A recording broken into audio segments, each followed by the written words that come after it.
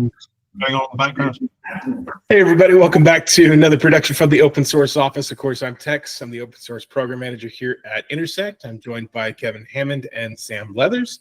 We're going to be going over another Node update for you all. Last time we gave an update was going to be right after the hard fork in January, and since then we've had Node 10.2, 10.3, and 10.4, as well as some more upcoming things. But I'll pass this back over to Kevin for some general updates.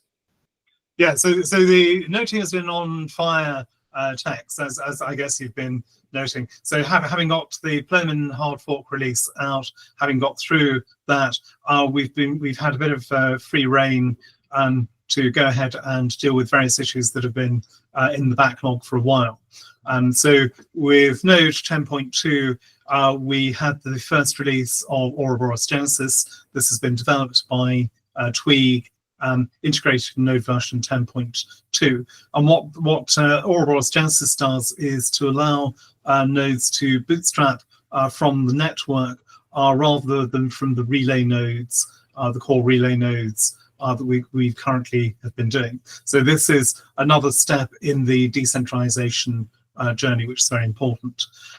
So that's going to be important for nodes that are joining the network for the first time, for example, because all they'll need to do is to if given a set of known safe nodes, known nodes that are part of the Cardano network, what they can then do is to download from that network all of the information they need to bootstrap to sync from scratch and to get a fully working node. So it's a great piece of work. I'm very pleased with how the collaboration with Tweak has gone, and it's been quite a straightforward integration, I'm pleased to say. So we're very happy with that.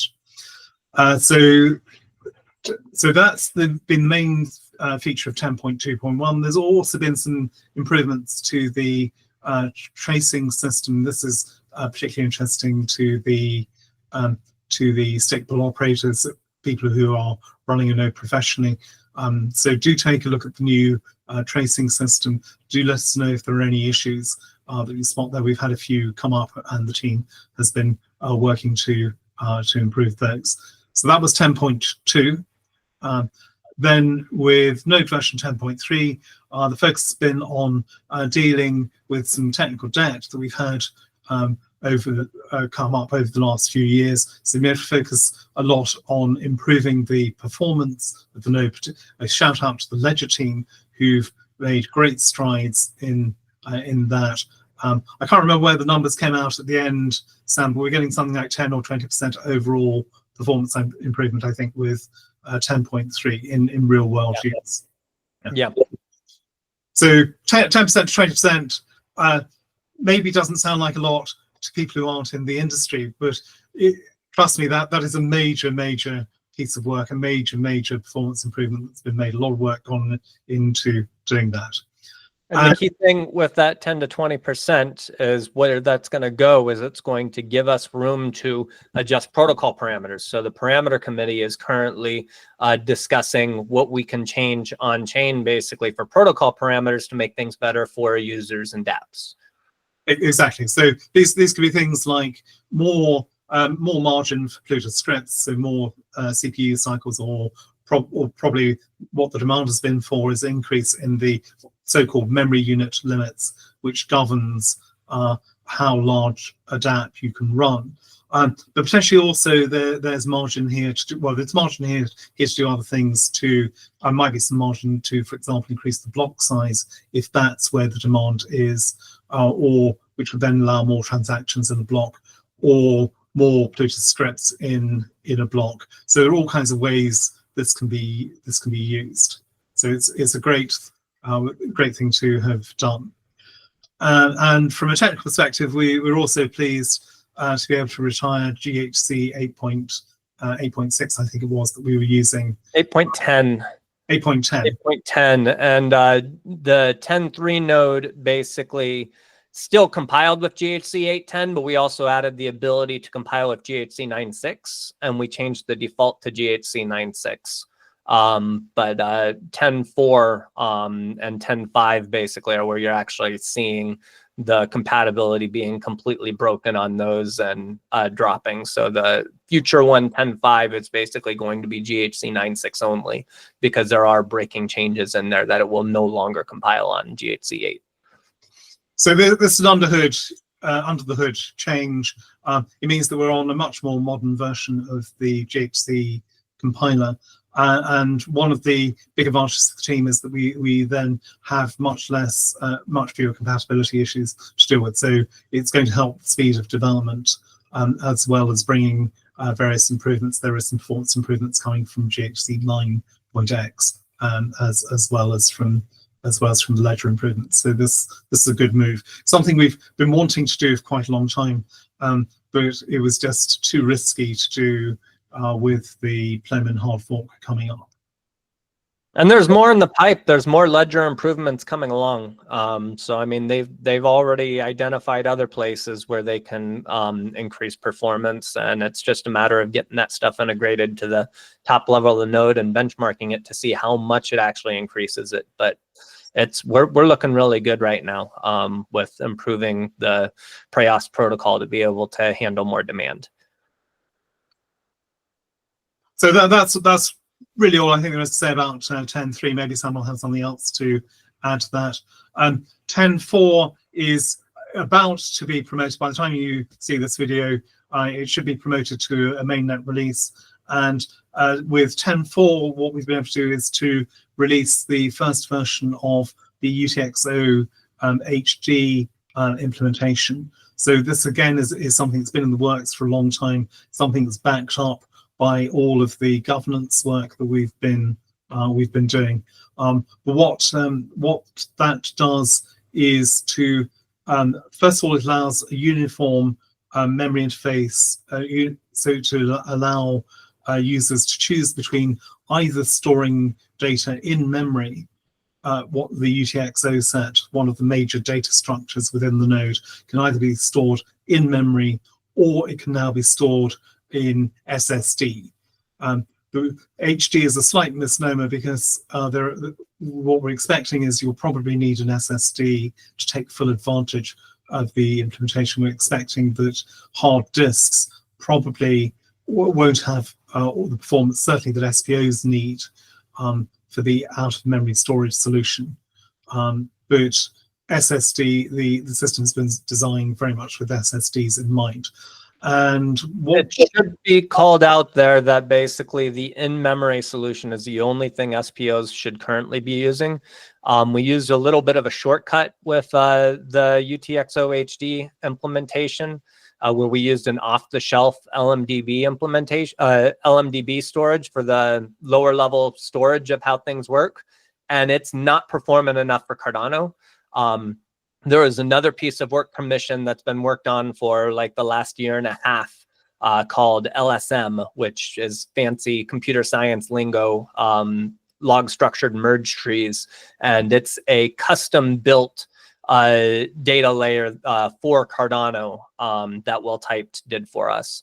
That will be integrated at a later date, but this first one can only be used for edge nodes. Do not use it on any relays or block producers because it will slow down block propagation. Great. Yeah, so sensible caveat there. But the great news for those who can use it, we'd encourage people to try it out and to test it out.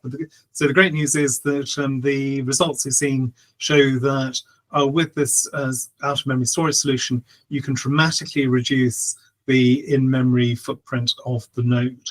So what we're seeing is heap usage reduced to 1.5 gigabytes live heap, and a full node image running in something like 3 to 4 gigabytes of RAM. So the dream of being able to run Cardano on a Raspberry Pi is very much alive and well, guys. Just not yet as a stake pool. Yeah, it's coming along. We're finally basically cleaning up a lot of that stuff we've wanted to do for a while. And decreasing resources and increasing performance at the same time is going to be huge for the entire Cardano community, because I mean, like we said, we can start tweaking protocol parameters to take advantage of what we get out of those things. When you decrease the resources, that means you can spend a little bit more on CPU, for instance. So for the same bang for your buck, you can take a cloud instance, drop the memory, and increase the CPU and whatnot, and get more performance that way. Bare metal, it definitely is beneficial as well, because you already have those fancy SSDs in your hardware, most likely, and now you can take advantage of them and really, really eke out the performance of Cardano. So the goal here is basically to take Preos to its ultimate fastest as we can get it, because Preos is where we're at right now, and it's going to take some time basically for getting scalability with Laos to have input endorsers and whatnot. But if we can eke everything we can out of Preos, that lets us basically delay having to need Laos for a little bit longer. So that's the main goal with that. So it's worth saying, Sam, that there is possibly going to be some performance hit with these out-of-memory storage solutions. One of the reasons we've been holding back a bit of performance budget for a while is because we're aware that we're going to have to spend some of that budget to cover the additional costs of the out-of-memory storage. But the good news is that the indications so far are that the hit that we'll have to take for this, for dealing with the storage rather than in memory, is not as high as we had been anticipating. So what we're expecting is once we've got this integrated, there's then going to be potentially even more budget available for these other things that will again have real world impacts on end users, as Sam was saying. Absolutely. The other thing to say, to emphasize, is we said edge nodes before, but maybe that's a bit of a techie term. So what the impact of LMDB will be once this is integrated is that, for example, wallet nodes, full node wallet nodes, will have a much lower footprint. So things like Daedalus instances, once the LMDB 10.4 is integrated, will have a much lower footprint than current Daedalus nodes, and that footprint is unlikely to grow significantly over time. So we'll be able to limit the memory footprint of a full wallet node. It also means that for people writing dApps or other utilities, that their memory requirements are going to be much lower as well.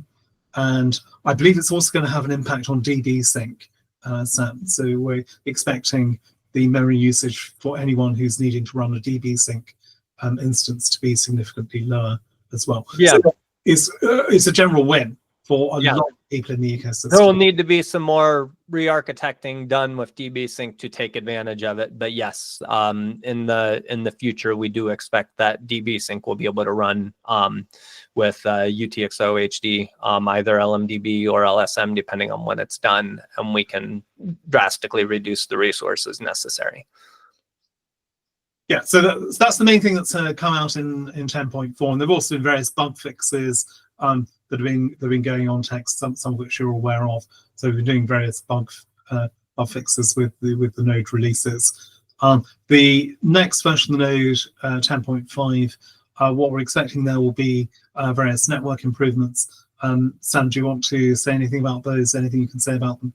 Yeah, so it's going to be a fairly minor release. We're completely dropping GHC 810 support from our entire build process, which is the main reason why we're kind of pushing out a release associated with some of these minor fixes. But there's going to be some minor network fixes, some minor consensus fixes. It doesn't even have a bump in ledger. It's going to use the same ledger as 10.4. So that's why it's being integrated much quicker than normal releases. Same thing going from 10.3 to 10.4. Basically, that didn't have a ledger increase either. So we're still using the 10.3 version of the ledger with both 10.4 and 10.5. But yeah, it's going to be fairly minor. And then it'll prepare us for the next big jump, which is going to be 10.6. And 10.6 is going to be really exciting. because I spoke with the Ledger team earlier this week, and they're going to introduce the new Dijkstra era into the node. That does not mean there's anything in it. It's going to be a blank era, and it's going to be ready for starting development for the next major hard fork era. But the node is going to be able to hard fork into that version, and it'll basically be the exact same version as the current Conway rules basically have. Yeah, so there's no current prediction for when Dijkstra will land, as Sam's saying.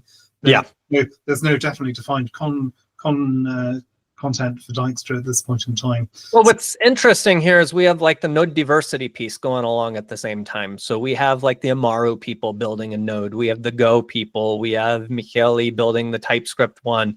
There's a guy doing it in Scala. There's a guy doing it in F# now. There's all these different nodes that are being built.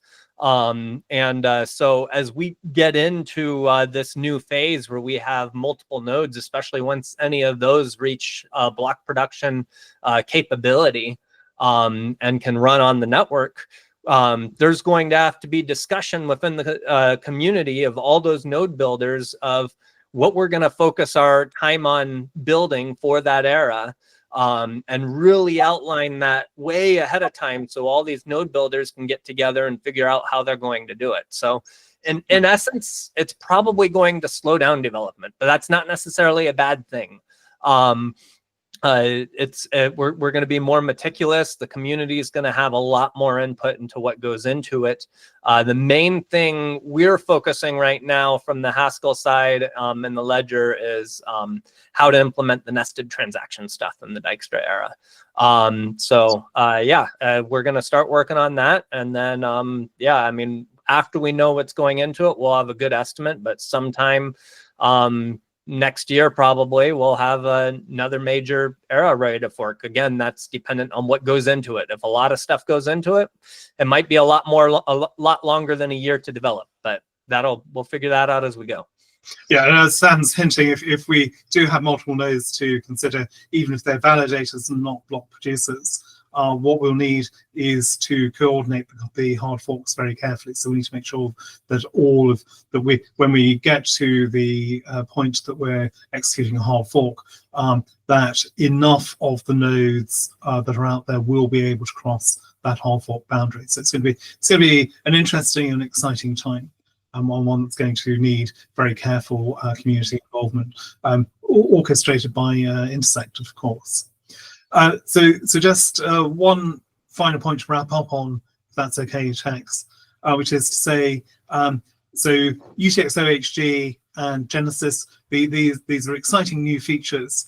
At the moment, we're putting them out as things that people should be testing for. So we're recommending that people try them out on test nets. They report any problems to us. Obviously, the team will fix those as quickly as they can. But we're not recommending that you use UTXO LMDB definitely for stake pool use. And we are aware of an issue with Ouroboros Genesis, which means you should not currently be using it on mainnet. We will get that fixed hopefully pretty soon. So there'll be a point release we expect to the node to fix that issue, at which point if people want to try Genesis on mainnet, that will be fine. But for this point in time, please don't use Ouroboros Genesis on mainnet. There is a theoretical risk to you if you do that. Wonderful. Well, definitely thanks so much, guys, for all of the updates here. And we'll look forward to the next ones and the future ones. If there's anything that, where can everyone stay the most up to date here, other than obviously the release notes on Node? I mean, the GitHub releases is probably the place to stay most up to date. Then you have the Intersect Discords where we announce to the SPOs ahead of time when we're getting ready to release stuff, and I get them to test the pre-releases and whatnot. So those are probably and those are on the IOG Discord. So yeah, if you follow those and if you keep an eye on the Node releases page, you'll get all the information as it comes. Yeah, so Intersect do provide a digest text. They do provide a regular digest of updates. And the other thing to say is you can actually use an RSS subscription on the release page. So if you want to be notified when there are new releases, that's a great thing to do, because you don't have to monitor the GitHub page all the time to see what the latest release is. You'll be notified by RSS when something changes. Perfect. Well, I definitely appreciate both of you taking the time once again to join us. We'll catch up on the next update, and thanks for joining Open Source Office.